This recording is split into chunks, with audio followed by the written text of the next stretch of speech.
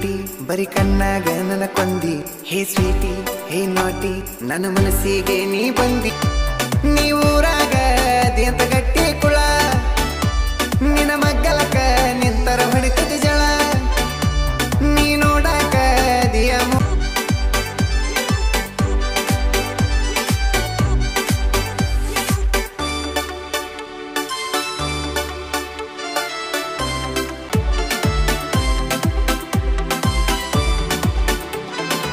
Hi friends, ಕೆಲಸ start ಆಗಿದೆ.